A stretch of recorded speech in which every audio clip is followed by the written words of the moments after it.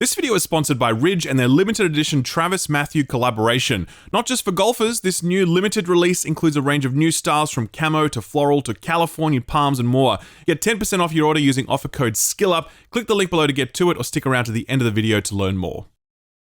Gamers, welcome to week 1 of the writer's strike. Get ready for all the shows you love to go either on hiatus, get cancelled, or worse, just start sucking. The last writer's strike was ruinous. An entire crop of television's best output left rotting at the feet of CEOs who needed a 4th private jet and were unwilling to pay writers properly for their output. With nothing to watch, we had to do shit like go outside and read books and talk to our families. It was very, very difficult. So Hollywood, please just give the writers everything they want. There's only so much unscripted reality TV we can stomach before we realize that it was way better with writers ghostwriting all the dialogue. Want some free live entertainment to tide you over? Well, I'm going to use this slot to announce something that I'm very proud of. I've officially partnered with Game On Cancer, a charity based here in Australia that helps fund vital cancer research. They do a lot of fundraising in the gaming space since they've learned that gamers, contrary to their reputation, are actually pretty cool, generous people who tend to give deep when it's for a worthy cause. So I'm now an official Game On Cancer ambassador and I'll be doing a bunch of stuff with them this year. First of which will be a live stream of Destiny's next season of The Deep. I know a lot of people are groaning at the thought of watching anyone play Destiny, but I like Destiny, damn it, and it's for a worthy cause. Plus, if we hit our fundraising goal, we'll actually be giving away a Nerf Galahorn to one lucky winner. That stream is happening on Wednesday the 24th over on the Twitch channel that I never use. Link below the like button. I'll do a reminder closer to the date, but yeah, I'm excited. I hope you'll stop by and I hope you'll give generously. Okay, so that's the good news. I guess it's time to do everything else. And Xbox fans, be warned. Kind of a rough show for you guys this week. The Red Fallout continues, and that's not meant to be a Fallout 76 reference, though it does kind of work on that level. In last week's episode, reviews for the title had hit, and it was sitting at a very soft 66 on OpenCritic.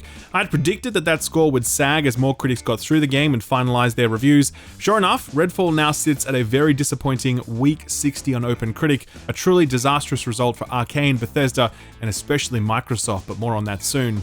If anyone was hoping that user reviews might provide some comfort, then I'm sorry to tell you that things are even worse over on Steam. Redfall currently sits at a mostly negative 31%.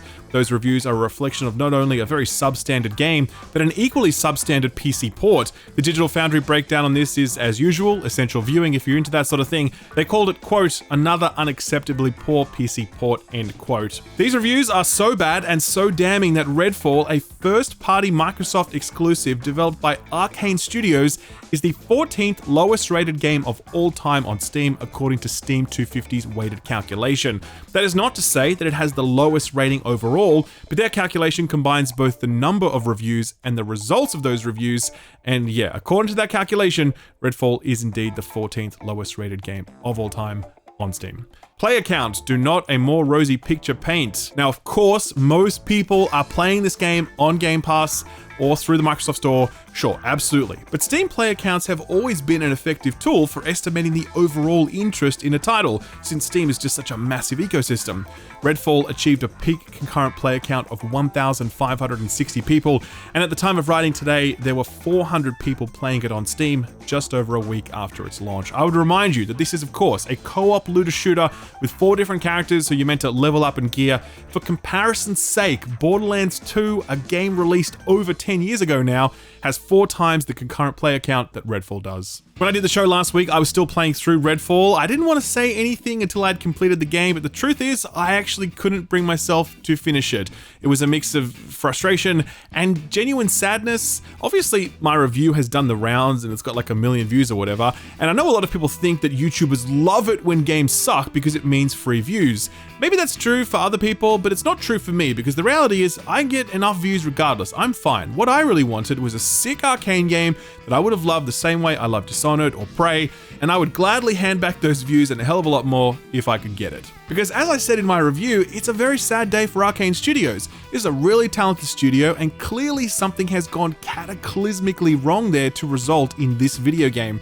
My hope is that this is just a passing anomaly and that Arcane will be able to put it behind them and press on to the next thing, because the industry really needs the type of game that Arcane are uniquely capable of making, and we'd all be worse off if they didn't get the chance to make it. Still, as rough as this situation is for Arcane, it's worse for Microsoft. In my review, I'm like, if you're willing to release something this broken and this bad, how can people have faith that you won't do it again? It's one thing for Bethesda flops like Fallout 76 or Wolfenstein Youngblood, or other legendary clangers like Anthem or Saints Row, but these are all third-party titles.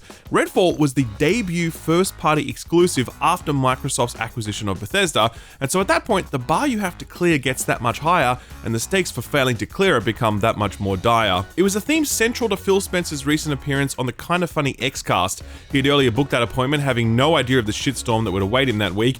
Not only Redfall's disastrous reception, but also the CMA blocking the Activision Blizzard King acquisition.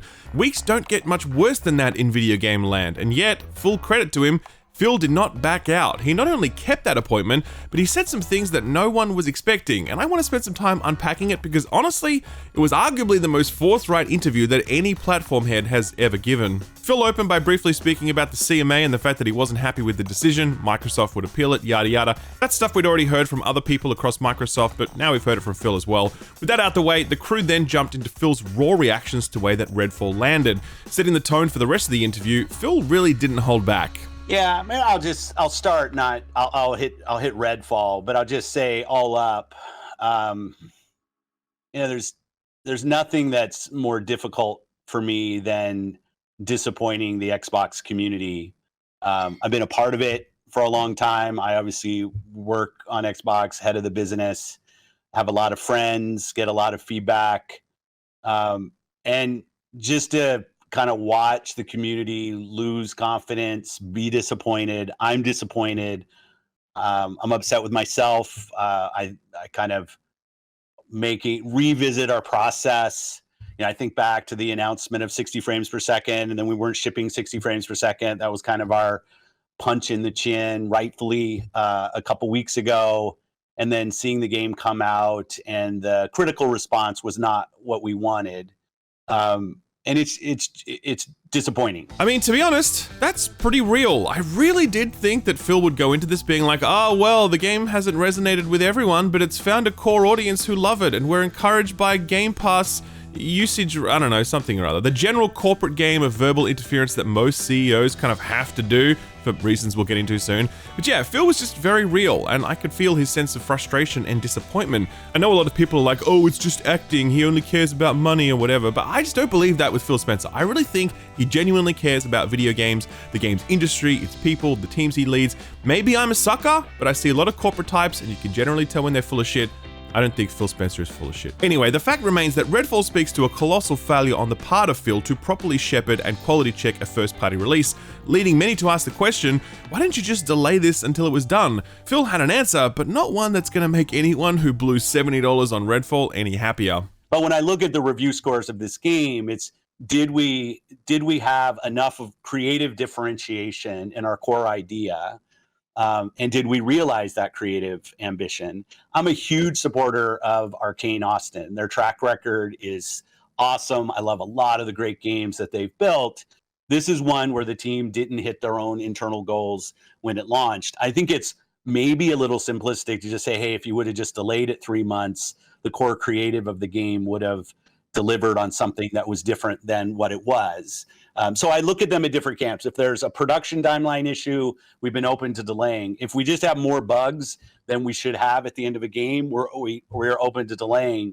At some point, we have to have a creative vision and put the game out, and reviewers and players will tell us what they think. So his general point here is that you can delay a game if it has bugs because that delay is ideally going to help you reach a creative vision, but there is no point in delaying a game that is fundamentally not hitting its creative vision. At that point, you have to ship it and sell it for $70. I mean, yeah, it's kind of a dickish way to reframe it, but that's essentially what he's saying. Xbox knew this game wasn't hitting what it needed to hit creatively, but they shipped it anyway. And by the way, that is not an Xbox-specific move. Every game maker does this. Every movie studio does this. Most commercial creative mediums do this, and there's no real way around it. Companies are not going to not ship the games that they've spent tens of millions of dollars making. Expecting companies to just cancel every dud when it's 6 feet from the finish line is just not a realistic ask, because that is not how capitalism works. It is on us to be informed consumers, to never pre-order, to get reviews from people we trust, to buy from places that offer refunds, runs, and in the case of most AAA games, to buy them on console instead of on PC, because the PC port's probably just going to be a disaster. That is the way we make sure we don't get duds, because we certainly can't rely on the corporations to only sell us bangers. In Xbox's defense, it does appear that they were released a little blindsided by just how bad Redfall was. Take a listen to this. So Phil, when you say you're disappointed, does that mean that you thought the game was going to be better received, or was it in line with expectations? How surprised were you by the reaction, or how, like, internally, how much do you know? I feel like this one, people we know the game it has problems. Like, to what extent was this different from what you expected? Yeah, we do mock reviews for every game that we launch, and this is like double digits lower than we thought we would be with this game through our mock reviews. And that's what's one of the disappointing things. Like, we would never strive to launch a game that we thought was going to review in the low 60s. It's not part of our goals. If you look at our review scores over the last year, it's not a defense at all. If you look at the review scores over the last year, I think the teams have done a better job in upping the level of quality of the games that we've shipped. Some of those games first shipped on PlayStation, but still, when I go through the list of the games, you still have to build a game, you still have to ship a game.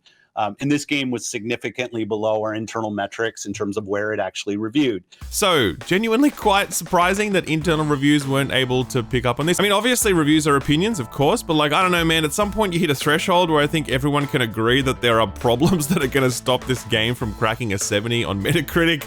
I was very surprised to learn that Microsoft's internal review teams were so spectacularly off the mark, given how self-evident so many of Redfall's design and technical problems were. Hopefully they can patch that part of the process up, because if they aren't getting the right advice on the quality of their releases, then Phil and his team are just flying blind. Anyway, the panel also asked Phil what to expect for the future of Redfall, given that it's not just a case of ironing out some bugs, but rather needing to address some very core design challenges.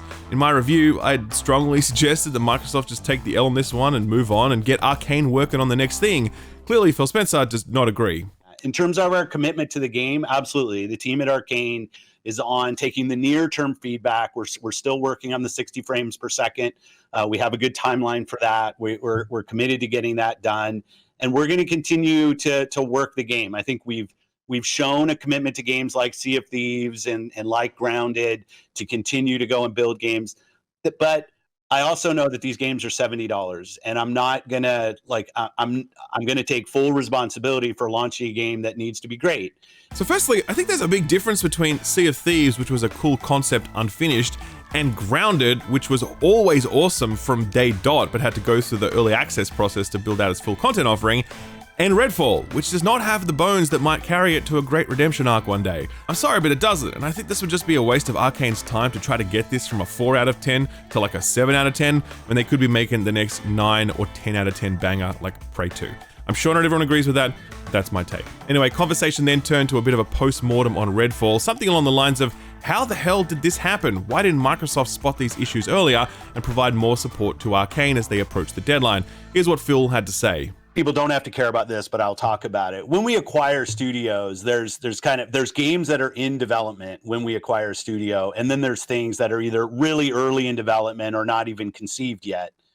And I think we need to improve on engaging in games that are midway through production when they become part of Xbox. I do think there's a different expectation for a game and even a team when you've been third party and all of a sudden you become part of first party. There's a different expectation in terms of how you're going to perform on our console. I think there's a different competitive set when people look at what this game is and the other games that they're going to say, hey, I want this game to feel as competitive as this other game on another console platform in our case. And we didn't do a good job early on in engaging with Arcane Austin to really help them understand what it meant to be part of Xbox and part of first party, and use some of our internal resources to help them and kind of move along that journey even faster. So that's interesting in itself, revealing the fact that Microsoft were actually pretty hands-off with Arcane Austin. Microsoft is known for leaving its studios to their own devices, and this has been something that's been celebrated to this point, and it's resulted in out-of-the-box successes like Grounded, Pentiment, or Hi-Fi Rush. But that approach only looks good when the end results are good, and Phil here acknowledged that the hands-off approach didn't work. Very important to note that later in this interview, he makes very clear that Xbox came in a lot earlier to help out with Starfield, and he feels much more comfortable about the sort of support that Microsoft had provided to Todd and his team on that one. That certainly does bode well for the future. It was in this concluding block that Phil Spencer really made some headlines, and this was the part where I don't think anyone expected Phil to say any of this sort of stuff. Take a listen. We have a different vision. You know, Paris talked about this. It's play the games you want with the people you want anywhere you want. We want Xbox to be something that people who buy our console can feel like they're a member of. Obviously, who are playing on PC, who are playing on cloud, that they feel like they're full members of our ecosystem. Game Pass players can play on many different devices, and we remain fully committed to that. We're not in the business of out-consoling Sony or out-consoling Nintendo. There isn't really a great solution or win for us. And I know that will upset a ton of people, but it's just the truth of the matter is that when you're third place in the console marketplace and the top two players are as strong as they are and have, in certain cases, very, very discrete focus on doing deals and other things that will that kind of make being Xbox hard for us as a team. That's on us, not on anybody else. Our vision is that everybody who's on console has to feel like they have a great experience and they're a first-class citizen. They've invested a ton in our platform. All right, let's pause there because after this stuff gets even more wild, there's a huge amount in just this brief bit. Phil reiterating that Xbox has a different vision for the future compared to Nintendo and Sony. He says that Xbox cannot win a console war with those other platforms, acknowledging publicly that Microsoft is in third place and not so suddenly pointing to the exclusive deals that Sony does to stitch up most of the best output from Japan and other publishers around the world. This is a really frank admission from a business leader, since these people are trained to only ever exude confidence and strength, to only ever talk about the good news and sidestep any curveballs that might push them into uncomfortable territory.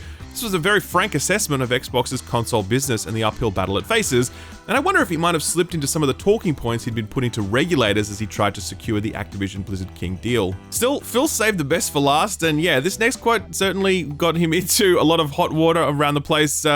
Take a listen. But we are not in a position, and I see it out there, I see commentary that if you just build great games, everything would turn around. It's just not true that if we go off and build great games, all of a sudden you're going to see console share shift in some dramatic way. We lost the worst generation to lose in the Xbox One generation, where everybody built their digital library of games.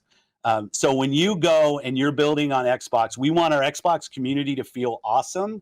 But this idea that if we just focused more on great games on our console, that somehow we're going to win the console race, I think doesn't really lay into the reality of most people. Like 90% of the people every year who walk into a retailer to buy a console are already a member of one of the three ecosystems, and their digital library is there. This is the first generation where the big games that they're playing were games that were available last gen. When you think about Fortnite and Roblox and Minecraft, like the continuity from generation to generation is so strong. I see a lot of pundits out there that kind of want to go back to the time where we all had cartridges and discs and every new generation was a clean slate and you could switch the whole console share. That's just not the world that we are in today. There is no world where Starfield's an 11 out of 10 and people start selling their PS5s. That's not going to happen. So, the internet would have you believe that Phil Spencer has effectively thrown in the towel, that he has given up any and all hope of beating Sony and Nintendo at their own game, and worse, he believes that good games don't matter, right? Is that correct? All of the headlines that I've seen? No, I played the whole clip for you because I wanted you to see what Phil actually said. He did not come out and say that good games don't matter. All this guy has been talking about for years now is the fact that games matter. So obviously that is not what he's saying. He's saying that Sony and Nintendo are very entrenched by virtue of their big wins in the past generation when people established their digital libraries. So now, success for Microsoft isn't taking console market share away from those two players, it's expanding the pie with things like Game Pass, xCloud, their Play Anywhere strategy, their focus on PC, etc.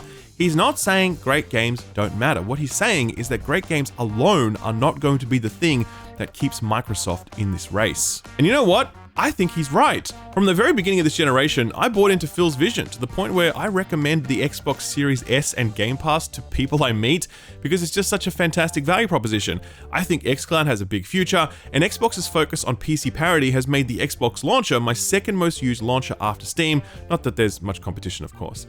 I barely touched anything Xbox last generation because the Xbox One sucked. I'm sorry, but it did. But there's rarely a day that goes by now that I don't engage some part of the Xbox ecosystem in some way. That's Phil's vision, and that's what Phil is talking about here.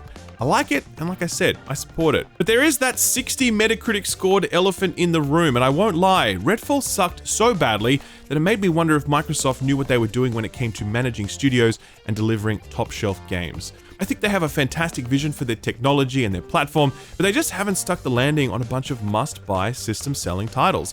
Pentiment and Grounded are great, but they aren't going to move the needle, and until Phil is able to land some of those really big Game of the Year contending system-selling bangers, I think questions about the future of Xbox and the future of Phil's leadership will continue. So yeah, Todd, no pressure, buddy. Alright, that was a big block, but come on now, that was pretty interesting, wasn't it? Not every day you get to step into the confessional booth with a major video game boss, right? But believe it or not, there was actually some other things that went down this week, so let's do a quick lightning round to rattle them off. Live Alive has done very well for itself with its recent remaster. The classic 16-bit RPG was resurrected for the Switch, PS4, and PC, and it really hasn't aged a day, at least according to the fans. The success has left the game's director, Takashi Takita, rather jubilant and hopeful for the future. When asked by a fan if we can expect a sequel, Takita responded, quote, "I hope so," end quote. Given the retro visuals, the established brand, and the strong critical reception, I can see Square Enix greenlighting a sequel for this. Then again, it's Square Enix we're talking about here, and they're pretty hard to predict at the best of times. Hype for Counter-Strike 2 continues to build, with CSGO hitting an all-new concurrent player count milestone this week. 1.8 million people were playing CSGO at the same time at one point over the past weekend. That number is only going to go up big time when the sequel launches. Some 23 years after its initial release, Counter-Strike is just getting started. Speaking of competitive shooters, the studio boss for Hunt Showdown revealed an interesting statistic this week. 40% of people who have played Hunt have never killed another player. Just to be clear, the whole point of Hunt, essentially, is to kill other players. It speaks to just how dense and intimidating Hunt is, as its tutorial introduces you to a set of game rules and mechanics that are likely to frighten off a bunch of people, well, 40% of them, I guess. It's a shame because Hunt is incredible, so please, go and buy it, go and play it, and kill another player. Let's bump that number up. We may be getting a Star Wars real-time strategy game, or more specifically, another one, since there's currently one in production at Bit Reactor in partnership with Respawn. This rumor is unconfirmed, but it does come courtesy of Andy Robertson, editor-in-chief of Video Games Chronicle. This guy's very well placed, doesn't talk out his ass, and he says that an unannounced Star Wars RTS is in development. Didn't provide any info on when we might learn more about its existence, so stay tuned, I guess. And finally, Xbox has provided a specific time for their annual showcase, the one that would have sat alongside E3 if E3 still existed. The showcase will air on Sunday, June 11th at 10 AM. These things usually go for approximately an hour, maybe an hour and a half, and then immediately following that, we're going to have the Starfield Direct, our first deep dive look at Starfield since that gameplay reveal last year, which actually resulted in a delay of the game since feedback on it was a little mixed. The showcase will answer that big question, 60 FPS on consoles, question mark? I'm betting no, but I'm sure Xbox and Bethesda are moving heaven and earth to make that happen. I truly do not envy Todd right now. The pressure on those leather jacket-clad shoulders must be so immense. I personally am pulling for him to succeed. If for no other reason, then I just think Xbox fans have been through enough at this point. So what got announced or delayed this week? Well, nothing major, but there's a nice mix of smaller releases, ports, and DLC updates. One thing that I'm personally very interested in is Starship Troopers Extermination, which this week got an early access release date May 17th. I am, of course, a strong advocate of the video gamification of the Verhoeven-verse, and with a Robocop game on the way, I'll settle for a Starship Troopers game to tide me over. This is one of those, Horde-style co-op shooters. I'm not expecting a Game of the Year contender, but if it can end up being as much fun as something like Aliens Fireteam Elite, then count me in. Here's one that's shaping up to be very special, Planet of Lana. I can't quite recall when we first got a look at this one, but it seems like some time ago now. It captured a lot of attention owing to its stunning art style, blending the color palette of a Studio Ghibli creation with some lo-fi sci-fi mechanica. This one is much closer to Limbo than it is Celeste, a narrative and puzzle-led 2D exploration game that spans time and space. It looks absolutely lovely, and this week it got a release date, May 23rd, exclusive to Xbox and PC for now, and yep, this one will be day one on Game Pass. Magic the Gathering Arena is, you know, Magic, but instead of paying thousands of dollars for physical cards, you pay thousands of dollars for digital cards. But hey, at least with the digital cards, you won't have the Pinkertons knocking at your door. The brief background to that story is that a YouTuber who goes by Old School MTG got a hold of some new Magic cards early and did a YouTube video on them. Wizards of the Coast, owners of Magic the Gathering, sent actual Pinkerton thugs out to this guy's house to retrieve the cards. They threatened this dude's wife with things like jail time and massive fines if they didn't hand them over. Wizards of the Coast deny this version of events and say they hired the Pinkertons just to plug the leak. But the reason you hire these people is so you can intimidate others and then claim deniability at the end. Like, oh, we had no idea that the Pinkertons would do the exact same thing they've been doing for nearly 170 years.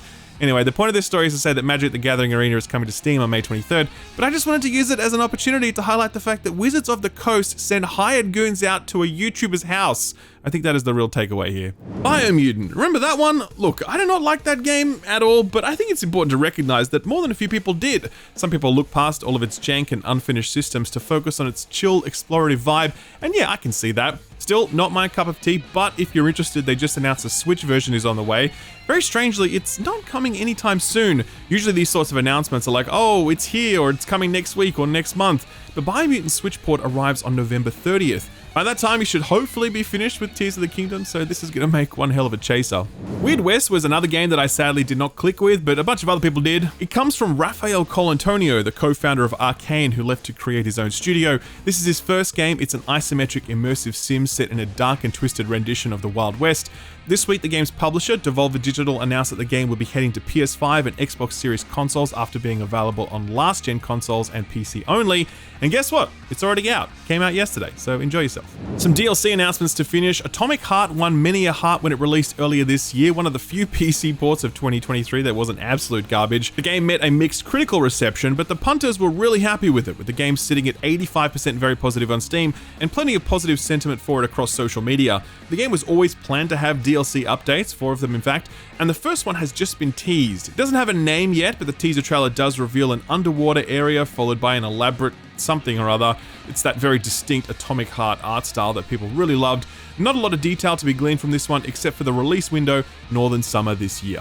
And finally, Saints Row is getting some DLC. And look, we've all had our fun with Saints Row at this point, but it certainly is a real bummer for Volition, who ended up being folded into Deep Silver's other studios. Still, they're pressing on with their commitment to deliver promised DLC, and the first of it arrives today. It's called The Heist and the Hazardous, and it adds a bunch of new missions to the game centered on an obnoxious movie star named Chris Hardy. He double crosses you on a mission, and now your squad are out for revenge. The DLC arrives at the same time as a number of free game updates, so it's clear that work on this game will continue. Perhaps it might be worth picking up at the end of the development roadmap. I don't know, I hope so. It's a real shame how Saints Row landed, so it's nice to imagine a bit of a redemption arc at the end of it all. So what came out last week? Well, only a few things, and we actually covered them off previously. Age of Wonders 4 hit PC, and the reviews were all very positive. Community sentiment is now the same over on Steam, with it being 83% very positive. Redfall arrived, we certainly covered that one at the top of the show. The only other new release was for Darkest Dungeon 2, which emerged from an early access window over on the Epic Games Store to now be available in 1.0 on Steam, and the Epic Games Store as well, I guess, but no one's going to buy it from there. Darkest Dungeon 2 seems to have made the most of that early access period because reviews dropped just today, and they are positive across the board. Already a very positive 80% on Steam, as well as a strong 82 on OpenCritic. Game Informer liked this one, scoring it at 8.5 and saying, quote, Darkest Dungeon 2 is a harsh but fantastic game whose white-knuckled battles and hazard-filled exploration will trap you for hours. If you're willing to make the needed sacrifices, it's a journey well worth taking, end quote. And Twinfinite loved it even more, scoring it a 4.5 and saying, quote, those willing to muscle through its punishing design and RNG elements will find one of the best roguelike titles around and can expect to be drawn back into its world for months or years to come, end quote. Congrats to the development team, they worked long and hard on this one, always nice to see that pay off. So what's coming out this week? Only 2 releases this week. Why so few? Well, one of the games is kind of a big deal, so allow me to introduce you to the only game brave enough to go head to head with a Zelda game. Roll it, Austin.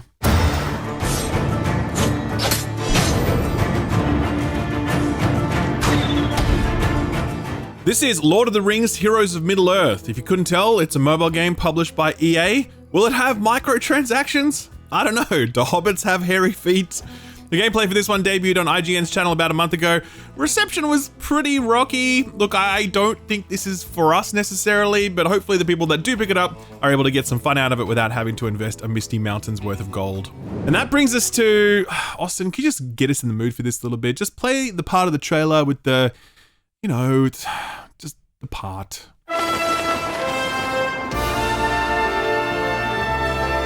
That is right, ladies and gentlemen. The Legend of Zelda Tears of the Kingdom is here, or nearly here, since it drops exclusive to the Nintendo Switch this Friday.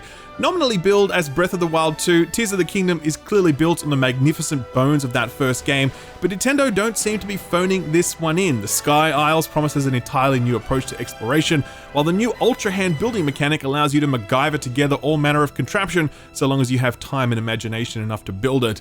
I was among the first people in the world to go hands-on with the game some weeks back. Link to my preview below the like button. In my 2 hours with it, I felt like I experienced like 6 games worth of ideas, mechanics, and imagination. It was amazing, and yeah, I'm really excited to see what the rest of Hyrule has to offer. I don't think it's particularly piercing insight to predict that a Zelda game is going to be good, but I predict that this will be a good video game, and is no doubt the last hurrah for the Nintendo Switch. You really have to imagine that after this, Nintendo will start preparing people for the next generation of Nintendo hardware, rumored to be releasing sometime next year. Anyway, that is the week ahead. I hope you enjoy Zelda and that Lord of the Rings mobile game. I know we're all very excited about that one.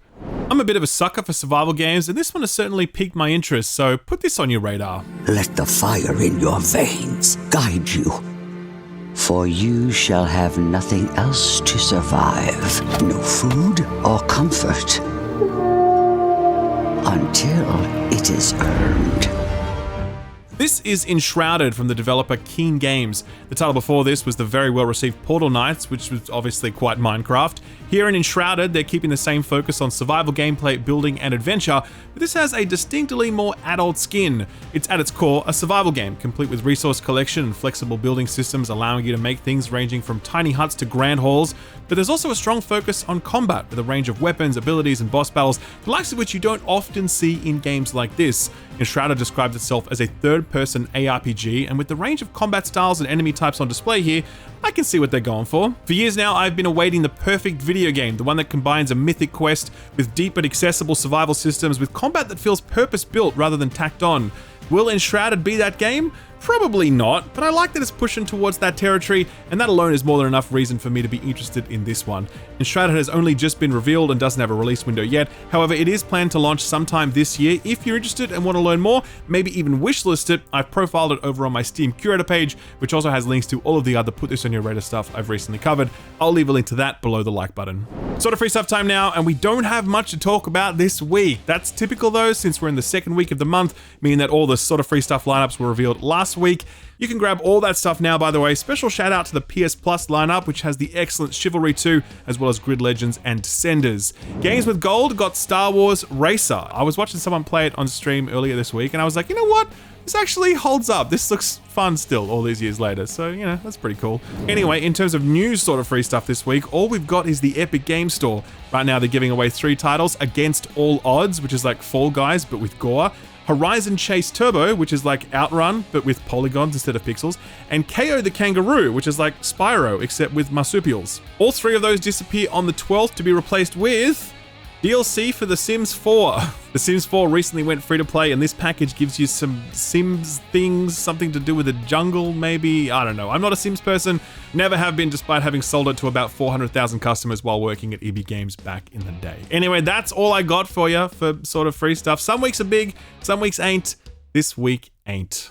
Hey, did you know that there's a World Video Game Hall of Fame? Well, if you didn't, you do now. And that brings us to this week's feel-good story for the week. The Hall of Fame is overseen by the National Museum of Play based in New York. The Hall of Fame dates back to 2015, when inductees included venerable titles such as Tetris, Super Mario Bros., Pac-Man, World of Warcraft, Doom, and Pong.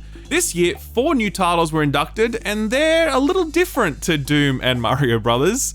First up is The Last of Us, the seminal post-apocalyptic epic that kicked off an entire subgenre of dads escorting children to a place, a trend that made the jump from video games to TV with The Mandalorian. The next inductee is something called Computer Space, a game that I hadn't heard of, but apparently this was the first commercial video game, and while not a huge success in and of itself, it did prompt the game's creators to start up their own video game company. The name of that company? Atari. The next inductee needs no introduction. Wii Sports was one of the highest selling video games of all time, but only on a technicality since it came bundled with every Wii and Nintendo still counted that as a sale. As a game, it was kind of middling, but all those videos of people hurling their Wiimotes at their TVs make this a worthy entrant to any Hall of Fame. And the final inductee, drum roll please, Barbie fashion designer. Okay, what? To be fair, the National Museum of Play does put forward a convincing argument. Quote, the 1996 hit Barbie fashion designer emerged at a time when many video games were marketed to male players. Published by Digital Domain Mattel Media, it proved that a computer game targeted to girls could succeed, selling more than 500,000 copies in 2 months, end quote. I mean, to be honest, that's actually pretty good. 500,000 copies back then was certainly nothing to sneeze at. Hell, 500,000 copies today is impressive. Will we see a remake of the game as a movie tie-in where we get to dress up Margot Robbie and Ryan Gosling? God, I hope so. I would totally buy that on PC and then, download some mods or something, I don't know. Gamers, wouldn't you know it, the show is done. Was it a good one? I mean, probably not if you're an Xbox fan, but like I said at the top, I do think there's plenty of reasons to be optimistic about Xbox's future, so don't be too down. Turn that frown upside down and turn that dislike into a like, since I'm guessing you've already disliked the video in that opening block. Tears of the Kingdom drops this week, and so I'll be shutting myself away for a solid 50 to 100 hours, maybe 500 hours if I want to collect all the Korok seeds. Spoiler alert, fuck that, I'm not doing that, that's too many. After Tears of the Kingdom, we settle into a bit of a quiet period before the launch of Street Fighter 6 and Diablo 4 in early June, the Summer Games Fest in mid-June, and Final Fantasy 16 in late June. And then it's just a hop, skip, and a jump until Starfield in September. It is a big year ahead, as well as a pretty big year behind us already, come to think of it. 2023 is shaping up to be one for the books, and I always appreciate you guys coming back to the channel to hear my ramblings about it all. If you'd like to come back again, then maybe subscribe and ding that notification bell. We're on our way to 1 million subscribers. I don't think it's going to happen this year, but it'd be nice if it did, and every sub helps. Alright, that's it from me, but that's not all for the video because we've got to take the time to shout out our very generous sponsor and channel supporter, Ridge Wallet. I'm never going to stop using that Ridge Racer reference as a segue, by the way. Are you a golfer or golf adjacent? By that, I mean, is like your dad into golf or something? Well, Father's Day is coming up in the US next month, and if your dad is into golf, chances are pretty good that he's heard of Travis Mathew. It's a line of golfing apparel that's quickly taken over the golfing apparel scene, and they just recently partnered with Ridge to deliver a limited edition range of Travis Mathew Ridge wallets. They come in 3 distinct designs, the camo, the floral, and the palm, all with plenty of color options within them. I've got some of them actually, as Ridge sent them to me. My personal favorite is the palm. I really like the color, but the others are great too. No matter which look you choose, you're going to be getting all the benefits of a Ridge wallet, which really is the wallet evolved. Ridge wallets hold all of your essential cards, plus your cash using the money strap or money clip, and they take up a fraction of the space that old, bulky leather wallets do. I really can't imagine going back to one of those, to be honest. In addition to that, Ridge wallets protect you from scammers with RFID protection, plus they come in a range of ultra-durable materials, including titanium. Ridge wallets have been around for a while now, and they're a truly excellent product. They have nearly 50,000 5-star reviews because people love upgrading their wallet to something sleeker, more durable, and frankly cooler. The Travis Mathew release won't be around forever, so if you want to get in on it, then you have to move fast, especially if you're considering it as a Father's Day gift for next month. Visit ridge.com/skillup for 10% off your purchase when you use offer code SKILLUP at checkout. That will work on any item in the store, so be sure to look at Ridge's full range of wallets, key cases, backpacks, and more. That's ridge.com/skillup using offer code SKILLUP at checkout. Thanks, Ridge, for sponsoring the video, and thank you for watching it.